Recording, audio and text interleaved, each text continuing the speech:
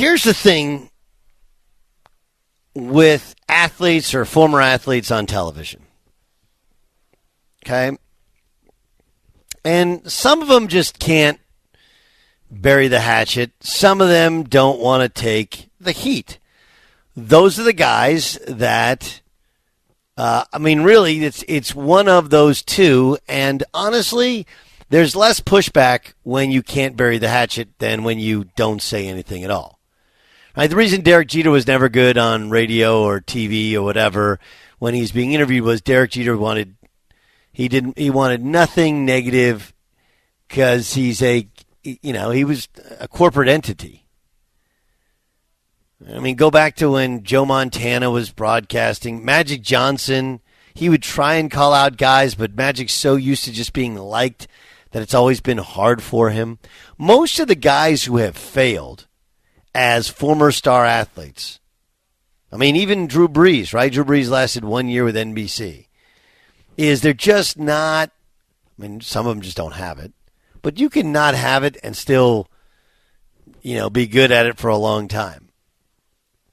Or be on TV for a long time. Emmitt Smith lasted a long, long time.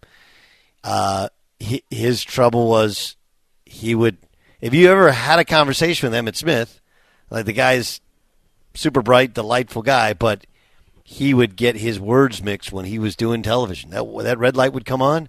It was like, it wasn't that he couldn't form a sentence, but just sometimes it wouldn't make any sense. And I don't think he could process the nerves of it, which is crazy because, in the conversation, I don't think greatest running back of all time, but in any conversation of one of the great running backs of all time, right? Jerry Rice, bad. Didn't have anything to say. So not having anything to say usually is the part that limits some of the stars.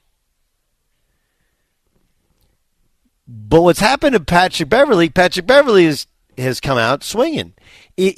Pat Beverley's almost like a cartoon character in sports anyway, right? A guy who had to kind of fight, scratch, claw to get in the NBA after playing in places like the Ukraine. Gets into the NBA, and he's still kind of always the heel. Like, he's still that guy. And what appears to be recently a grudge, or a beef with Chris Paul has now kind of spiraled into other things. So he's been on ESPN so far this week. Here's the chronological order. Here was Pat Beverley being first he was okay. So Pat Beverley was critical of Chris Paul. He called him a cone. Like he moved. He was easy to go by. Couldn't play defense. And then from calling him a cone, he took to saying, "Hey, they took the wrong guy out. Instead of taking DeAndre Ayton out, they should have taken Chris Paul out." So that was met by criticism from other former NBA players like Matt Barnes, who's also on ESPN. Barnes was critical of Beverley's criticism. He later said that he didn't think James Harden deserved a max deal. This is what Pat Beverley said today. Matt Barnes made comments yesterday, which he's entitled to. Everyone's entitled to their own opinion, right? But Matt Barnes was also an NBA player also. So for him to make comments supporting his opinion about, the Chris Paul and all that, I respect, I totally do. But you go up there and you tell your NBA brethren, you go up there and you tell the whole world that this man doesn't deserve his money when you were just in the NBA, I don't know, 8, 9, 10 years ago. What if someone said that to you? You'd be ready to fight. But now, since you're not in the league no more, it's okay for you to talk about this man not giving the money that he's worked his entire life to deserve?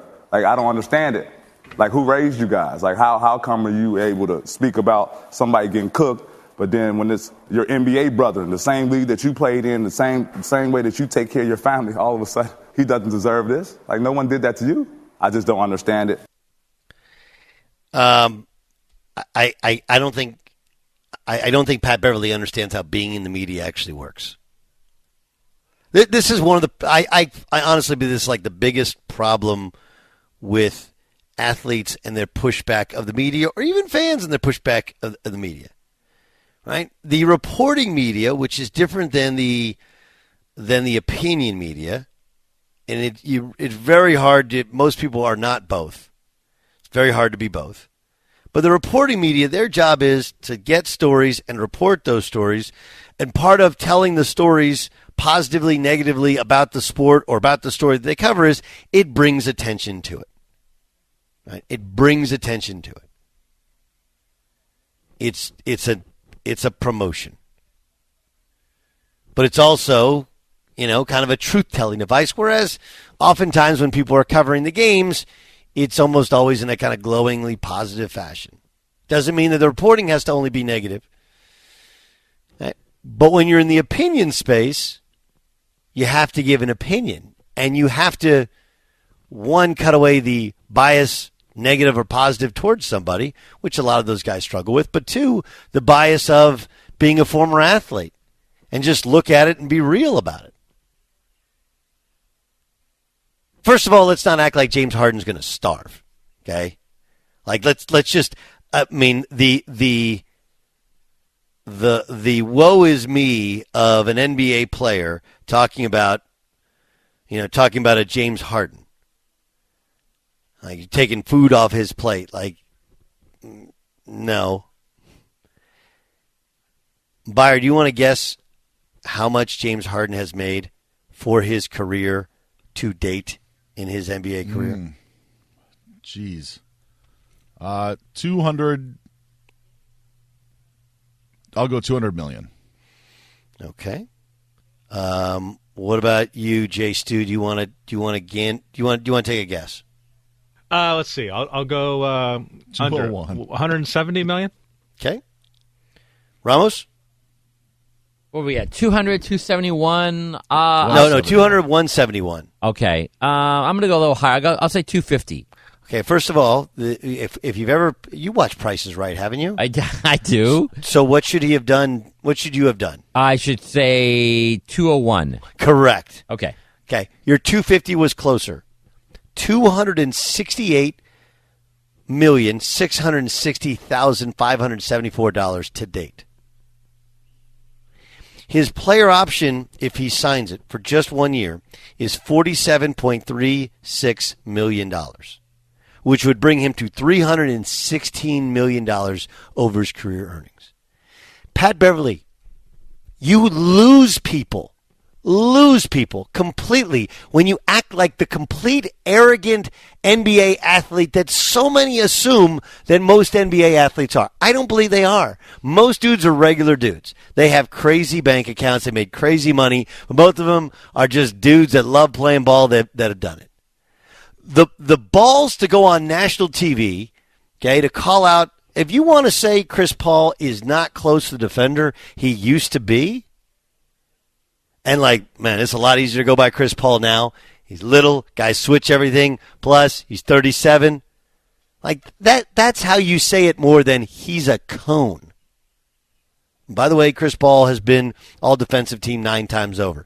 If you're bothered by that, if you carry the baggage of that, he's gotten it sometimes when you think you should get it. Like, dude, really? But then to go and criticize Matt Barnes, who that actually takes some guts out of Matt Barnes to go like, I don't think he deserves the max. Nobody actually thinks he deserves the max. By the way, Pat Beverley, if you're going to die on a hill, James Harden's hill is not the one to die on. He's already made $270 million. If he wants to, without any sort of negotiation, he can re-up for that 1 year, the player option, and make $47.3 more. He's still going to potentially get more money after that as a free agent. Okay, minimum $100 million more, right? Because if you're not making the max, it's not like you're making the max or zero. Right? Not like anybody said, like, hey, he should play for the minimum and not play for the maximum. Like, no, there's somewhere kind of in the middle that's the truth. And by the way, James Harden quit on the Rockets, quit on the Nets, didn't come in shape in any of like one of the past 5 years came in shape. Had a donut in the elimination game for the Philadelphia 76ers, and that's the hill you're going to die on?